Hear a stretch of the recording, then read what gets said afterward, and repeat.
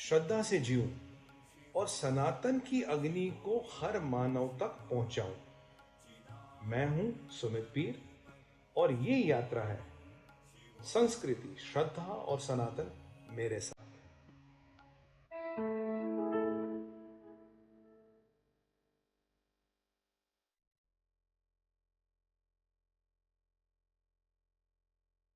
जय सिया राम, राधे राधे, नमस्कार, सुप्रभात। आपका हार्दिक स्वागत और अभिनंदन आपके ही अपने शो पे जिसका नाम है संस्कृति, श्रद्धा और सनातन। मैं हूं आपका होस्ट, मेरा नाम है सुमित पीर।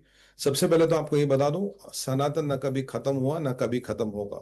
और मेरा एक अथक प्रयास है मित्रों कि सनातन की ज्योति हर घर में, हर दिल में, हर हृदय में, हर मस्तिष्क में जलानी, और पूरे भारतवर्ष में कोने से कोने तक एक कोना, एक जर्रा, एक गली, एक कोचा खाली न मिले जहां तक हमारे सनातन की महानता, इसका प्रचंड जो वर्चस्व है वो ना पहुंचे, और समझे हम अपनी संस्कृति पे क्यों गर्व करें, ऐसा क्या बात है। और ये हमारे 2 साल से बच्चे के का बच्चा हो या 95 साल का हमारा एक बुजुर्ग हो, सबके हृदयों में ये ज्ञान आए। इसी मिशन में मैं जुड़ा हूं और मैं चाहता हूं कि आप भी इस महायज्ञ में अपनी 2 आहुतियां डालें। QR कोड आपके सामने है, आप चाहे तो सहायता कर सकते हैं ताकि मिशन और प्रचंड प्रबल हो। बाकी sumitpir.com है, हम एडवाइजरी देते हैं लाइफ, बिजनेस, पर्सनल, प्रोफेशन को लेके। एक sumitpircollections.com है जहां अभिमंत्रित रेंज ऑफ प्रोडक्ट्स हैं जो आपकी देवन की दिशा और दशा बदल सकती है। एक संकल्प है, कवच है, ये आपके जीवन की दिशा बदलने का एक बहुत महायंत्र है और ये सनातन से प्रेरित है, सनातन के अपार विज्ञान से प्रेरित है। इसका संकल्प, अभिमंत्रण मेरी गारंटी है। तो मित्रों, आज जो हमारी श्रृंखला चल रही है, आज हम बात करेंगे काशी विश्वनाथ की, इनके बाबा विश्वनाथ की। काशी विश्वनाथ कौन नहीं जानता, बाबा विश्वनाथ को कौन नहीं जानता, और स्पेशली जब वहां का काशी विश्वनाथ कॉरिडोर जहां से बना है तब से तो बल्ले बल्ले हो गई, मैं तो यही बोलूंगा। काशी विश्वनाथ का जो ज्योतिर्लिंग है, इसे इंडेस्ट्रक्टेबल कहते हैं, मतलब ये कभी डिस्ट्रॉय हो नहीं सकता, ये कभी भी खत्म नहीं हो सकता। बहुत आतताई आए और बहुत लोगों ने इसको ध्वस्त करने की कोशिश की। और काशी मोक्षदायिनी है, काशी से आपको मोक्ष की प्राप्ति होती है। कई बार इसे गोरे सिटी ऑफ डेड भी कहते हैं। अरे सिटी ऑफ डेड नहीं है भैया, मोक्षधारनी है काशी की। काशी खुद महायंत्र है, इसके बारे में पहले थोड़ी बात कर चुका हूं, संक्षिप्त में करूंगा। काशी एक महायंत्र है। जब आप काशी में प्रवाह एंटर करते हैं तो काशी में 108 मंदिर है और ये कंसेंट्रिक सर्कल्स, मतलब ऐसे ऐसे सर्कल्स में लगे हुए हैं। तो यानी कि आप एक यंत्र में खुद प्रवेश करते हो, उस यंत्र की ऊर्जा आप में से केंद्रित होकर आपको महादेव से मिलाने का काम करती है। तो काशी में जाके एक नॉर्मल आदमी की भी जीवंत ऊर्जा, प्राण ऊर्जा बढ़ती है और वो शिवमय हो जाता है। यानी कि अगर आपको शिव से जुड़ना है, महादेव से जुड़ना है, तो शिव महादेव की नगरी है काशी, जो माना जाता है शिव जी के त्रिशूल पे है। और काशी का इतिहास लिखित में 3500 साल पुराना है। दुनिया में सबसे पुराना लिखा गया इतिहास और सबसे पुराना लिखा गया शहर 3500 साल पर है। ये दुनिया भर के गोरे आते हैं और काशी की महिमा देख के बिल्कुल रो पड़ते हैं। मैंने इनको रोते हुए देखा है। ये जो जीवन और मरण का समावेश, एक घाट में जीवन, एक घाट में सबसे बड़ा शमशान, ये साथ चलते हैं। क्या इनके जीवन और मरण आपस में मिलते हैं? जो शुरू हुआ उसे खत्म होना है और उसका समावेश है काशी। काशी के गोतवाल काल भैरव है और काशी के बाबा तो बाबा विश्वनाथ है। काल भैरव की आज्ञा के बिना कोई काशी में जा नहीं सकता, और काल भैरव के होते हुए उनकी आज्ञा के बिना यमराज भी नहीं आ सकता। जो काशी में आते हैं तो जो जीवन और मरण का साइकिल है, एक प्रकरण है, वो काल भैरव कंट्रोल करते हो।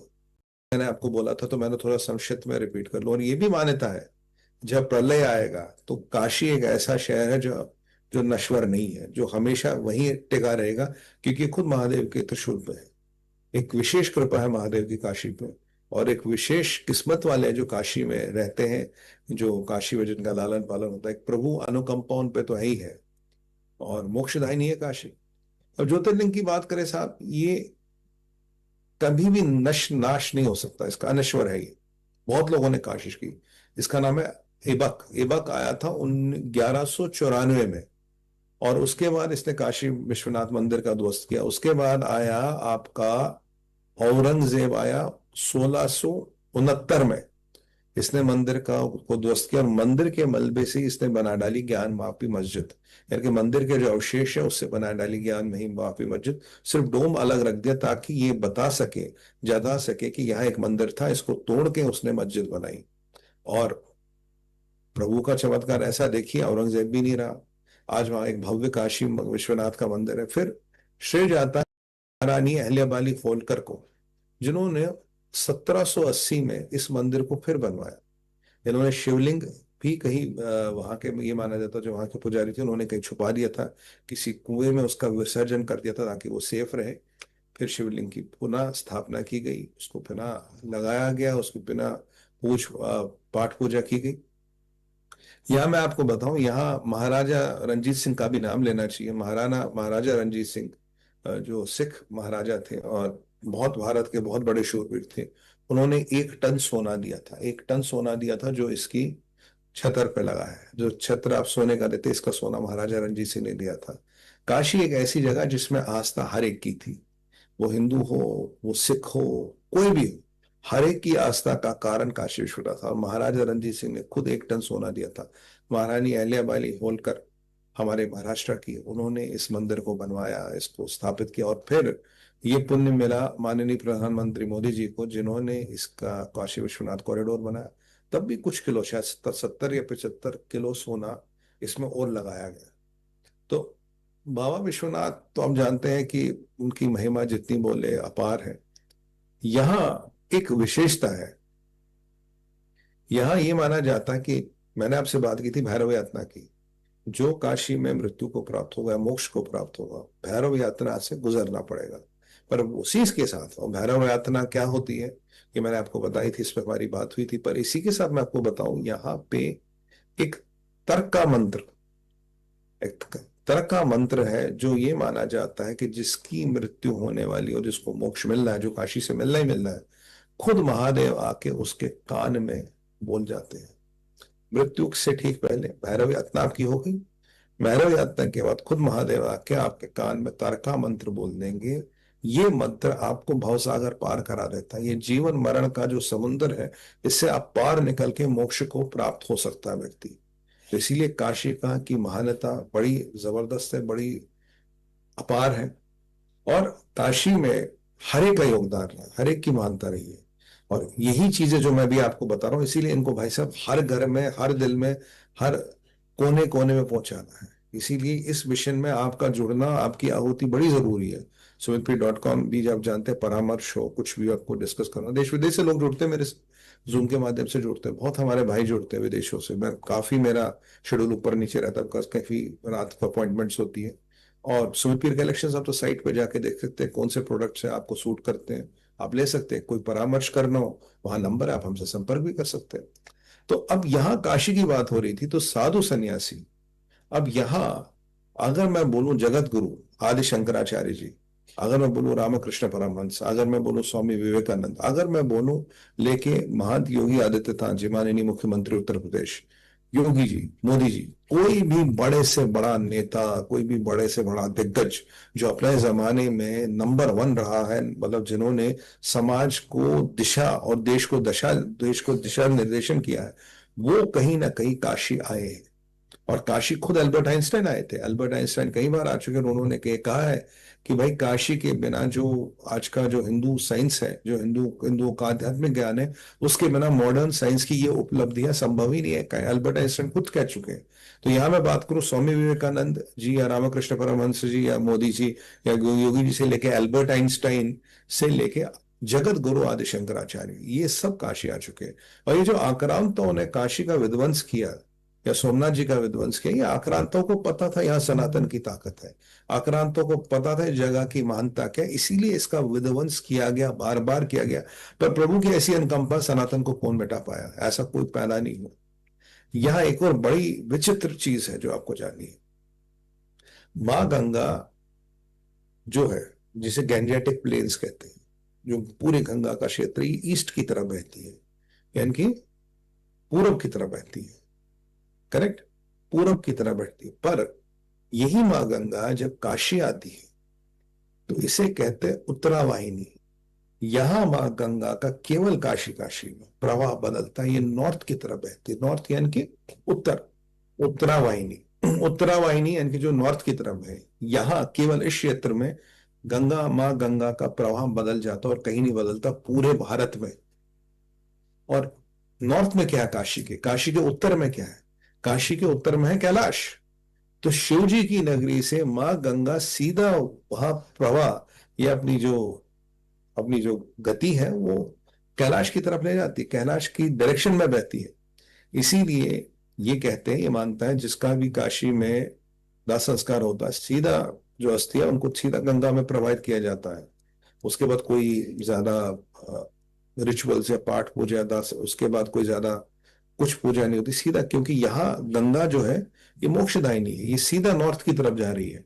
और अगर साइंस के परिप्रेक्ष्य से कहूं तो ये जो गंगा का प्रवाह उल्टा होता है, एक अलग किस्म का मैग्नेटिक फील्ड, एक अलग किस्म का एक एनर्जी साइकिल जो केवल काशी में बनता है, पूरे भारत में केवल काशी में वो बनता है और कहीं नहीं बनता। और वो एनर्जी, अब वो गोरा हो, अमेरिकन हो, यूरोपियन हो, वो कोई भी हो, जब मानव उस धरा को छूता है वो एनर्जी का प्रवाह आप वैसे होता है। इसीलिए जो गोरे रो पड़ते हैं, जो उनकी आंखों से आंसू निकलते हैं, और दुनिया में कहीं नहीं निकलते, क्योंकि काशी में वो जादू है, काशी में वो गरिमा है, वो महिमा है महादेव की।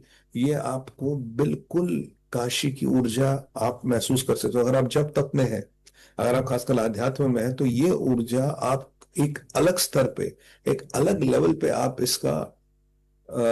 इसको फील कर सकते हो, इसको अपनी बॉडी में मान सकते हो। 3 बजे सुबह के, 3 बजे सुबह के यहाँ होती है मंगला आरती, जो काशी की एक विशेषता है। मंगला आरती यहाँ रोज 3 बजे होती है, और ये काशी का एक प्रतिबिंब है, एक काशी की संस्कृति है। और ये आक्रांता आते रहे, जाते रहे, मंदिर का को विध्वंस करते रहे, पर ये मंगला आरती तब भी नहीं रुकी। इसके बारे में और भी बहुत कुछ चीजें हैं, जैसे कि मुगल रिकॉर्ड्स में ये कहा गया है कि तब के व्यापारियों ने, तब के लोगों ने पैसे दे दे के इस मंगला आरती को जारी रखा, चोरी छुपे जारी रखा। 3 बजे इसलिए होती थी कि औरंगजेब के सिपाहियों की नजर ना पड़े। अब ये चीजें घर घर में जानी है, हमारे युवाओं को पता हो क्या हुआ भारत के साथ, हमारी संस्कृति के साथ क्या हुआ है, ये हर एक को जानना जरूरी है। पर हमारा प्रयास है कि हम ये घर घर तक पहुंचे, तो आप हमारे मिशन में जुड़िए। क्यूआर कोड के माध्यम से आप हमारी हेल्प कर सकते हैं, ताकि ये मिशन और प्रचंड हो, प्रबल हो, घर घर तक पहुंचे। बाकी sumitpir.com मित्रों एडवाइजरी के लिए है, किसी भी तरह की। sumitpircollections.com अभिमंत्रित रेंज ऑफ प्रोडक्ट्स, आप वेबसाइट पे देख सकते हैं, मैं फोन भी कर सकते हैं। बाकी आपको देश विदेश की जानकारियों में इंटरेस्ट हो तो भारत विचार वे सुमित पीर यूट्यूब चैनल है, सब्सक्राइब कर सकते हैं। और सनातन वाणी वे सुमित पीर, जिसमें केवल सनातन से लेके जो भी हमारा वाद विवाद, जो भी हमारा विचार विमर्श होता है वो आता है। मैं निवेदन करता हूँ सब्सक्राइब करें, और हमारे इस महायज्ञ में आप भी 2 आहुति डालें और देश और धर्म का काम करें। इसी के साथ फिलहाल समय आ गया अपनी वाणी को विराम देने का, क्योंकि समय की सीमा है। फिलहाल अपनी वाणी को विराम दूंगा और बोलूंगा भारत माता की जय, वंदे मातरम, ओम नमः पार्वती पतया, हर हर हर महादेव।